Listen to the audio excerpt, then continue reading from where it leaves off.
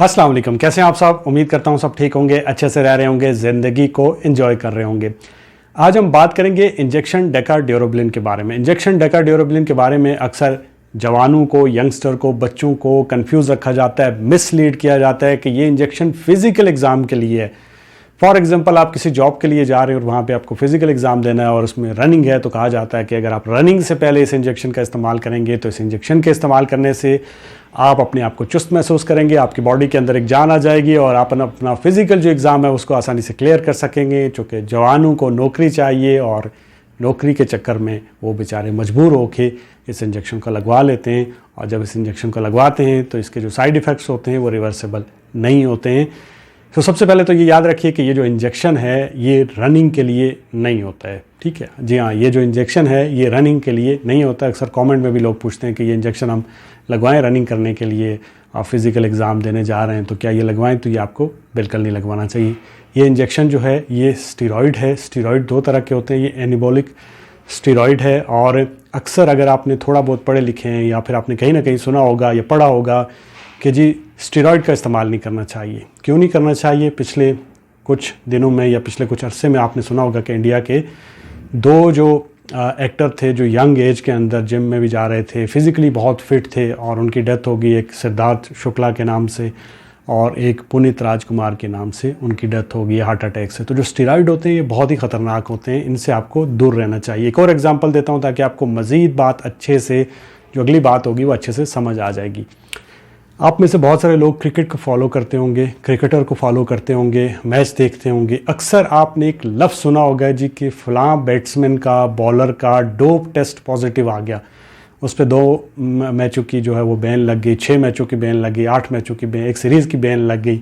तो जो आम बंदा है उसके जहन में यही आता होगा कि यार इसने कोई नशा वगैरह किया होगा जिसकी वजह से इसका टेस्ट जो है वो पॉजिटिव आ गया। तो नशा नहीं किया होता, उन्होंने स्टीरॉयड लिए होते हैं ग्राउंड में फिट रहने के लिए, अपने आप को थोड़ा बहुत चुस्त रखने के लिए लिए होते हैं, जिसकी वजह से जब उनका डोप टेस्ट किया जाता है वो ब्लड से भी करके देख सकते हैं, इकबाल से भी करके देख सकते हैं, थूक से भी करके देख सकते हैं। अगर आपको डोप टेस्ट पे वीडियो चाहिए तो आप मुझे बता सकते हैं, मैं आपके लिए अलग से एक वीडियो बना दूंगा। बहरहाल जब डोप टेस्ट पॉजिटिव आ जाता है तो उनको क्या होता है कि उन्होंने स्टीरॉयड लिए होते हैं। सो स्टीरॉयड जो होता है इसके साइड इफ़ेक्ट्स रिवर्सिबल नहीं होते हैं, तो आपको ये इस्तेमाल नहीं करना चाहिए। अब आते हैं हम टॉपिक की तरफ। देखिए, डेकाड्यूरेब्लिन एक ब्रांड का नाम है और इसका जो जेनेरिक नाम है, इसका जो केमिकल नाम है, जो इसका साल्ट है, ठीक है, तो जो इसका एक्टिव इंग्रेडिएंट है वो नेंड्रोलोन है। नेंड्रोलोन आपको इस नाम से भी इंजेक्शन जो है वो मार्केट में अवेलेबल है। डेकाड्यूरेब्लिन नहीं लिखा हुआ तो नेंड्रोलोन लिखा हुआ आपको ये मिल सकता है। वैसे तो डेकाड्यूरेब्लिन के नाम से ही आपको ये मिल जाएगा। 400-500 रुपये का इंजेक्शन आता है, लेकिन जब कोई लगा लेता है या किसी को लगवाते हैं, चूँकि वो इस तरह से सामने लगाते नहीं हैं क्योंकि आलो नहीं है, तो फिर क्या है कि आपसे पैसे जो हैं वो 4-5 हज़ार भी चार्ज कर सकते हैं। बहरहाल आपको ये नहीं लगाना चाहिए। किस चीज़ के लिए इस्तेमाल होता है ये इस्तेमाल? मैं बहुत बार आपको बता चुका हूँ कि जितनी सोशल मीडिया की वीडियोज़ होती हैं इनको एजुकेशनल पर्पज़ के लिए लिया जाए। कहीं से भी अपने दोस्त से कहीं से सुन के आपने कोई चीज़ इस्तेमाल नहीं करनी। स्पेशली जिम ट्रेनर भी अगर आपको ये कहते हैं कि आपने ये इंजेक्शन लगवाना है, क्योंकि हमारी नौजवान नस्ल देखती है, डोले शोले देखती है तो कहती है मैं भी ऐसे बनाऊं, और फिर वो इंजेक्शन लगाते हैं। हालांकि जिम ट्रेनर ने ड्रग्स को स्टडी नहीं किया होता, सो उसको कायदे से देखा जाए तो वो नहीं लगा सकता आपको। पाकिस्तान में सारी चीज़ें मिलती हैं। बहरहाल ये क्यों इस्तेमाल होता है?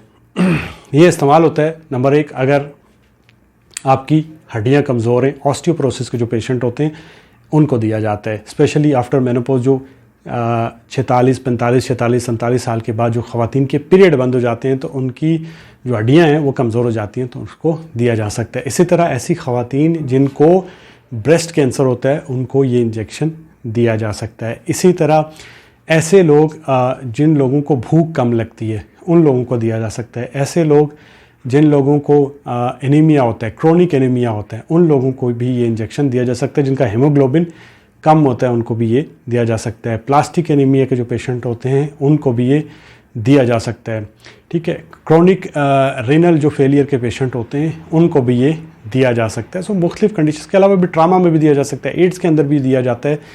तो ये आपके डॉक्टर के ऊपर डिपेंड करता है कि वो आपको क्यों देता है और कितनी देर तक इस इंजेक्शन को देता है। वैसे 12 वीक्स तक आपको ये इंजेक्शन दिया जाता है। बहरहाल किन पेशेंट को नहीं देना चाहिए, हरगिज़ उनको इस्तेमाल नहीं करना चाहिए। तो ऐसे पेशेंट जो शुगर के मरीज़ होते हैं उनको ये इस्तेमाल नहीं करना चाहिए। ऐसे पेशेंट जो ख़वातीन जो प्रेग्नेंट होती हैं उनको नहीं लगाना चाहिए। ऐसी ख़वातीन जो बच्चों को दूध पिलाती हैं उनको ये नहीं लगाना चाहिए। ऐसे लोग जिनकी शुगर हाई है उनको नहीं लगाना चाहिए। हाई ब्लड प्रेशर के पेशेंट को नहीं देना चाहिए। इसी तरह कोलेस्ट्रॉल जिनका ज़्यादा है उनको नहीं लगाना चाहिए। जिस्म के अंदर आपको अगर पानी भरा हुआ है तो आपको ये नहीं लगाना चाहिए। सोजिश है आपको तो ये नहीं लगाना चाहिए। इसी तरह जो हार्ट के पेशेंट हैं उनको भी ये इंजेक्शन नहीं लगाना चाहिए। और इसके अलावा जिनकी प्रोटीन ज़्यादा है या हीमोग्लोबिन ज़्यादा, खून की जो ज़्यादती है, तो उनको भी ये जो है वो इंजेक्शन हरगिज़ नहीं लगाना चाहिए। साइड इफ़ेक्ट्स क्या हो सकते हैं? जो पॉसिबल साइड इफ़ेक्ट्स हैं उसमें हाई ब्लड प्रेशर हो सकता है, आपको उल्टी आ सकती है, पेट में दर्द हो सकता है। इसी तरह जो है आपके जिस्म के ऊपर ख़ारिश हो सकती है, आपकी आवाज़ भारी हो सकती है, ठीक है, और भारी हो सकती है। इसके अलावा आपके चेहरे के ऊपर बाल आ सकते हैं, ठीक है, और आपको जो है वो पेट के अंदर या मसल के अंदर जो है वो आपको ऐसा शदीद सी एक अकड़न सी महसूस हो सकती है। हाथों पाँव में सुनपन या सोजिश हो सकती है इसके लगाने से। और भी बहुत सारे इसके साइड इफ़ेक्ट्स आपको हो सकते हैं। तो अगर आपका डॉक्टर आपको रेकमेंड करे तभी आप ये इंजेक्शन इस्तेमाल करिए। और यंग हैं तो बिल्कुल इस्तेमाल मत करिएगा। डोज़ क्या होती है? डिफरेंट हो सकती है। जैसे ऑस्टियोपोरोसिस के जो पेशेंट होते हैं उनको दी जाती है 50 जो मिलीग्राम के अंदर दी जाती है। 3 हफ्ते में 1 इंजेक्शन दिया जाता है। इसी तरह जो क्रोनिक एनीमिया के पेशेंट होते हैं उनको दिया जाता है, जैसे 1 हफ्ते के अंदर 1 इंजेक्शन, दूसरे के अंदर 12 हफ्ते तक कैसे उनको दिया जा सकता है। तो डिपेंड करता है, मुख्तलिफ डॉक्टर का मुख्तलिफ ओपिनियन हो सकता है। बहरहाल ये कैसे दिया जा सकता है? इंट्रामस्कुलर दिया जाता है, मसल के अंदर दिया जाता है, डीप मसल के अंदर दिया जाता है और बहुत ही स्लो इंजेक्ट किया जाता है, तेज़ी से इंजेक्ट इसको नहीं किया जाता। तो ये थी डिटेल इसके ऊपर। होप्स हो कि आपको ये वीडियो अच्छी लगी होगी। वीडियो अच्छी लगे तो चैनल को सब्सक्राइब करिए। मुझे अपनी दुआओं में याद रखिए। अल्लाह हाफ़िज़।